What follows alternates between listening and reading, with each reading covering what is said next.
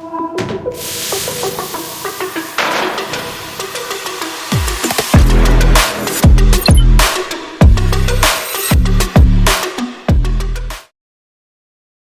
to Ant's podcast at Ripple Effect 7777. Today, I finally managed to catch up with Pippa, who's going to share her story on grief and how she's dealing with all that. So, welcome Pippa. Thank you. Finally great to get you here in our little front room, but it all helps. Okay, so first question. How did you first maybe get into the spirit kind of your journey? My journey started, well, I've always been spiritual. Yeah. And yeah, I like I say it honestly, when I talk, sometimes I get muddled up, and that is through trauma and the cognitive, which I'll get on to later, so yeah. I do forget words, but I'm just going to be honest from the start. So I've always been spiritual, and then in about 2019 I got right into my spiritual journey more, and then that fateful day, I was driving home from work, come around the corner and come to a car accident, which happened to be my son and three others, and another vehicle that was in the accident, where it was, and my son and his two friends passed away, and that's where I went right into it. To me, you know, those moments you sort of lose your child in the supermarket or in a shopping centre, and that panic, that lump in your throat and your chest. After we lost Josiah, I needed to know where his soul had gone. I needed to know his soul was okay. Yeah. It was that panic. And that's where that journey started. Okay. I'll put you full on. Sorry about that. Yeah, that's what this video is all about. The rawness. It is. Yeah.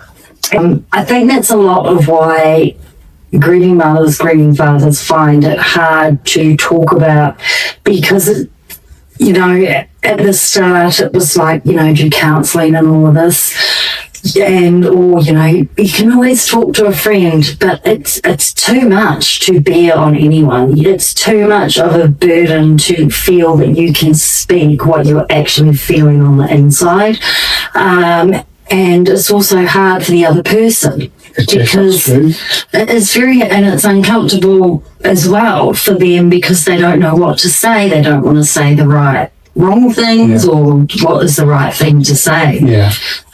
So, you know, that's why I had to do this today, because, you know, it sort of just helps get it out there that it's okay to talk about, but it's also finding, you know, the group of, you know, mothers and fathers that are grieving, to go through where you can talk about the rawness. And have you found many groups out there like that?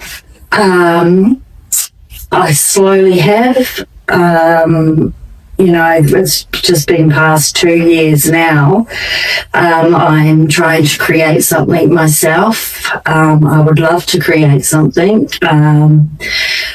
I have so much on grief that, you know, this is literally right off it. It is. From a video point of view, but we'll go on it later. I know you've done books on grief as well. Yes, yeah. I didn't have much of a voice before we lost Josiah, and after we lost him, you know, you sit there and you think, okay, am I grieving right? Am I going crazy? I swear everyone thinks I'm going crazy. I just want to stay in my room. I don't want to go anywhere. and that's because, you know, isolation is okay. So many of us, you know, so many people think, oh, she's been in there for too long, or she won't leave the house, or she's doing this, it's not healthy. But it can be healthy too. Yeah. Because it's your own, you have to process on your own, because no one can fix you. No. No one can make you better. It doesn't matter what they say. You know, how much medication you can be prescribed. It's bullshit. And sorry, That's okay. I swear a lot. Yeah, that's all good. And so after, you know, we lost him, I said to myself, I'm going to have a voice, because there's so many people walking this path, and, you know, whether it's just the universe, but I'm sure you can see it in the media, it's like there's a new mother, a new father going through this journey every single day. Yeah, and I guess everyone reads differently. So a lot of time, maybe people like categorize, well, you've been grieving for 6 months now. Do you get on a bit now? Do people come across and say, come on, Pippa, you've been in that room for 6 months, get out of here now? You just get over it? Do people talk to you like that? Yeah, I have had that. You know, you need to get out more, you need to do this. And have they been through grief themselves? Not of a child. Not? No. And that was a hard thing, you know. You know your people. Yeah. You know, I've had amazing support around me. You know, they're just, you know, they'll just turn up sometimes, and I don't even have to talk. Yeah. And because sometimes it's just no words. Your mind is so busy, you can't process the trauma from the accident scene. You know, getting out of the car and just standing next to a car engine, and not being able to get to your child is the worst feeling in the world. As a parent, you know, you want to be able to, you know, you kiss the boo-boos better, you know? Yeah. So again, dealing with grief individually, also a lot of people, when they lose loved ones, the circumstances can be a lot harder than others, if you know what I mean. You obviously saw the car crash, and you just said you couldn't help, whereas other people who've lost may have, thankfully, not gone through those last moments with their loved one. You know, so they sort of still grieve a bit more. Maybe it's harsh, you know, it's full on. So I don't know, because I say every story is different. Thankfully, I've not been through that situation, but I think my point is, when people then come to you and say to you 6 months after the event, oh, you know, come on, Pippa, get out of the you know, you should be right now. It's not over like that, is it? So how did you start to try and heal yourself? To heal myself, I basically went inwards for 22 months. I found it hard to leave the house because my cognitive went, my speech went, my memory was all over the place. I would start to panic. I couldn't get the words out, simple words. So I just went inwards. I was on a mission to find my son's soul, and I went inwards. I got more in touch with my spiritual side, with my amazing mentor Lorraine, and from Adelaide, and she was really good. She was amazing. She knew if and when I was doing too much, I'd just get a phone call and she'd be like, you need to slow down. And I'm like, how do you know? But, you know, she's also a spiritualist as well. So I couldn't get away with anything, you know, so I learnt patience. I learned a lot about myself. I learned to love myself from the inside out. I learned that this is my life, this is my journey, and I don't have to live it to keep everyone else comfortable anymore. I don't need to shrink myself. Obviously, with my family, I don't talk for them because I don't believe in talking for other people, for their grief, because they're going through their grief and that's their journey. And if they want to express and talk about it, then they can. I'll support them 100%. But yeah, we all support each other. We're a close family, and Yeah. So let's go back to the groups. Obviously, when an event like this happens, it's like a network of support groups out there you can just turn to. Do people say to you, "Oh, there's this charity there, or there's this person here, or there's that person there"? How does that happen? Because obviously people must be going through this kind of thing, and then do you speak a phone and say, "Oh, I've just gone from a traumatic trauma. I need help"? No. Who's there at the end of that phone? There is, I have to say, I did go through a counselling session, which was through my husband's workplace. But I think I ended up counselling him. Yeah. And that really, because like I said earlier, it's such a burden to put on someone else that there's just no way to fix it. There's no way to help someone like that.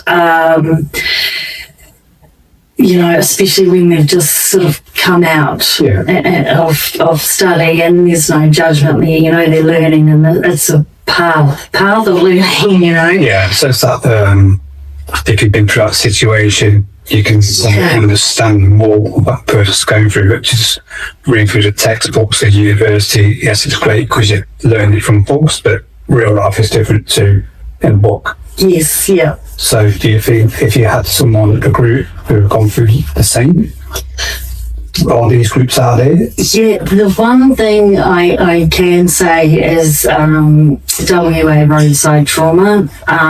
It took me a while to actually reach out to them, but I did. And they're absolutely amazing. And yeah, they've they all have sort of the experience of roadside trauma. And yeah, I have been seeing my counsellor for about 2 years, nearly 2 years. And she's amazing. And yeah, which has helped a lot. But as in groups, I mean, there's groups all over Facebook, which are amazing as well.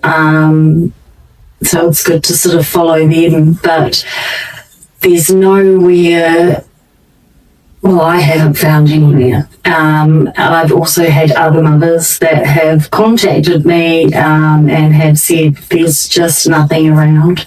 Yeah. For parents, especially going through the traumatic. And also sons and daughters as well. Yes. What help do they get? Exactly. Yeah. Because especially kids of teenage years, they're still developing themselves and go through traumas like this. That's right. They need an outlet to talk about it to. And it's always not the immediate family, it's got to be someone else. That's right. Or there's a whole waiting list, or you have to go and have forms filled out to be approved for, to be able to talk about your grief or your trauma. It's that's right. The system is just so overloaded. Yeah. And while it's overloaded, we need this. We need something, and that is what I'm going to create. What Tracy and I are going to create. So this is, you say, for 22 months you're more or less homebound. Yes. And also you then talk to Bobby writing how you're feeling then, Yeah. day by day, your feelings and emotions, and then obviously that's created your books, Yes, that's how I 2 books, got my words Okay, out. yeah. My words were your voice. my almost. voice, because I couldn't process any other way. And that's also too a lot of meditation. And obviously I'm spiritual, so that's when I got in touch more with my guides. And was doing, little exercises my mentor would just give me. And yeah, I would start seeing symbols and stuff like that. And I have to say, a spiritual awakening is, it's not all love and light. Yeah. It's facing everything. It's getting all your darkness, your shadows, and it's not even darkness. It's just shit you've been through. It's every experience you've been through, and we have to go through these experiences because it's part of our journey. Obviously being judged a lot, having lost a child, and then, she's going cray. Yeah. That's crazy, and to the point where it's like, maybe you need to be admitted into Really? hospital to have a break. But it wasn't, because the thing is, for the people who know me, knew that I was actually on my spiritual path years before. So Yeah, as you said, 2019 before this, so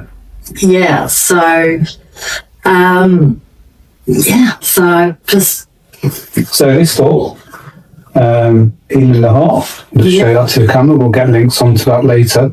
What's the main thesis on that, really? that one was, I've been on a mission, and it's not about attention or getting my name out there or more follows or likes. It's getting to the ones who need it, the ones who was me at that time, where there was nothing. Yes, there's books, and amazing books. I'm not there to judge, but the books are on how to heal and the journey and how to get through it and what to do and etc.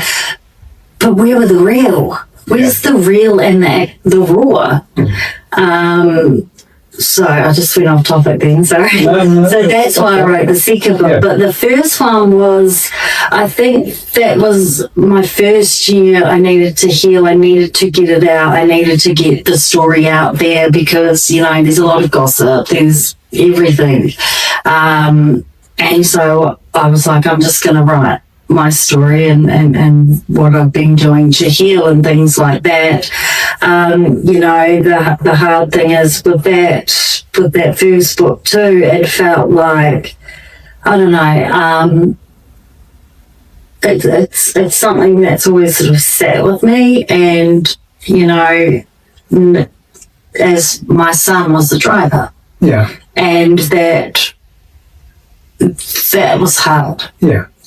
And you can, give them all the professional driving lessons, the hours, even over the hours that they were meant to do with a professional driving instructor.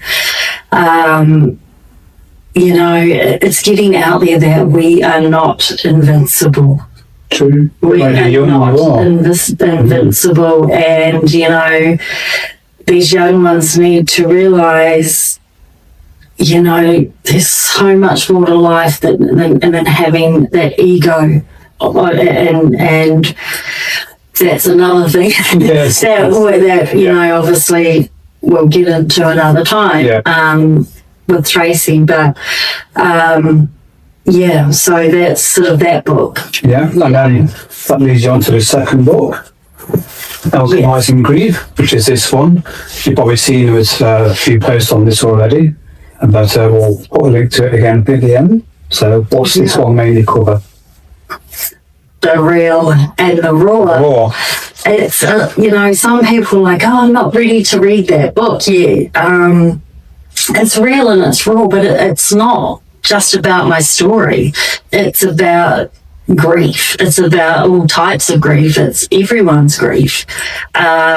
It's not how to grieve. It's not the tools to use that you need to use to grieve. It's grieving in your own way. To me, it's if you want to throw yourself on the floor and have a tantrum, have it. Because it's a form of release. You're allowed to be angry. You're allowed to swear. Yeah. You're allowed to throw plates if you want to, obviously in a safe environment, but you have to release that somehow, because we spend so long masking it, and because we don't want people to keep thinking, oh no, we've got to watch them, keep an eye on them.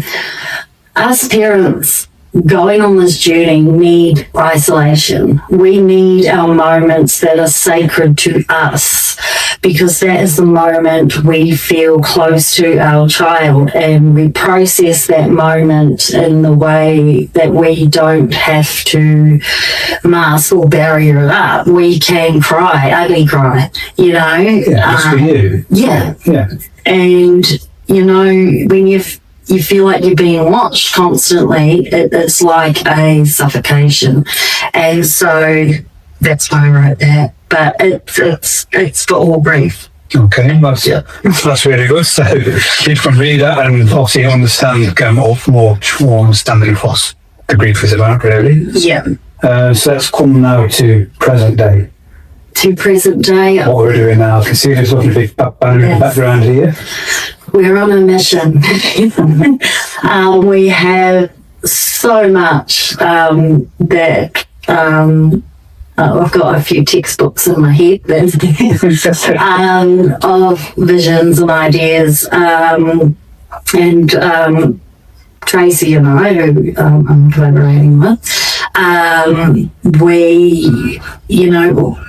we had the same vision. I met Tracy at the first market I went to. My daughter came, and it was the first time I'd gone to a market, and I just about pulled out because I was having anxiety and panic attacks, because I found it so hard to leave the house.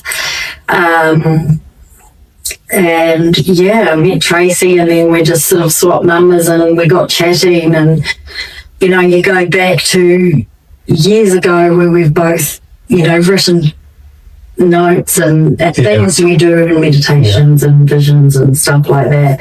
And they're basically nearly identical. Two women that have never met each other, know nothing about each other, but we just know she keeps me grounded too. So basically, if we work together now is to help not so much the grief, because that's a separate achievement, but the spiritual balancing your body. That's right. And things like that. Grief is not just about losing someone. Grief is a lot of things.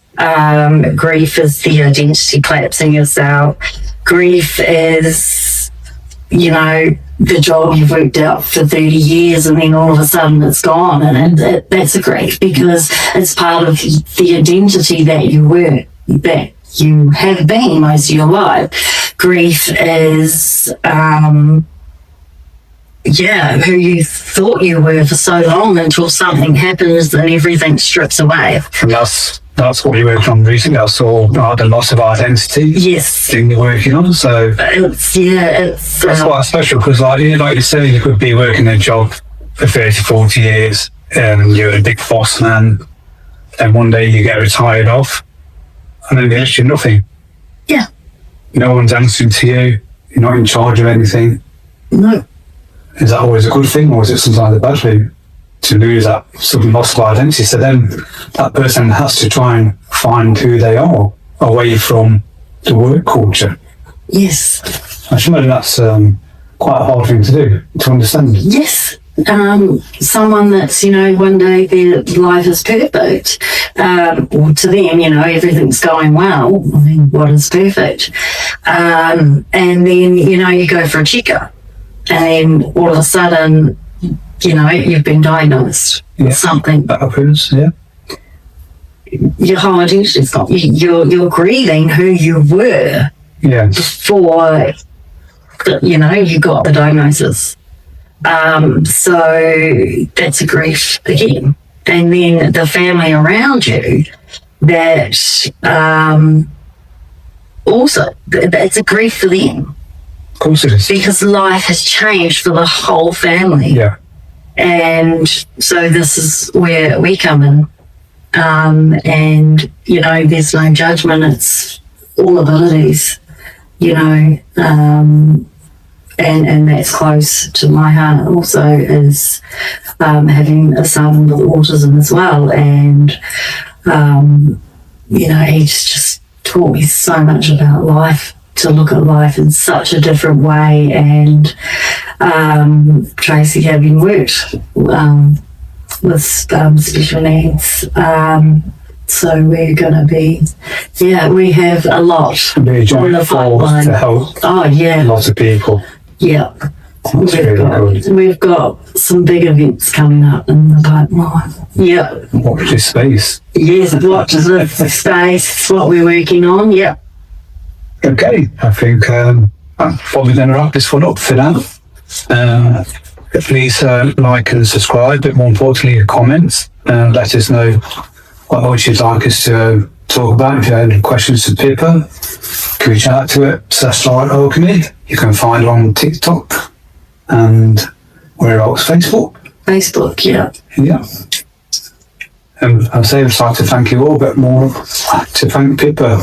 This video has been very hard to make, obviously for Pippa, for me as well, because I know Pippa and her family, but we're glad we finally managed to achieve it, put it out there. So please be kind with your comments. Appreciate what's happened here, and like and subscribe. We'll see you all soon. Thank you. Thank you.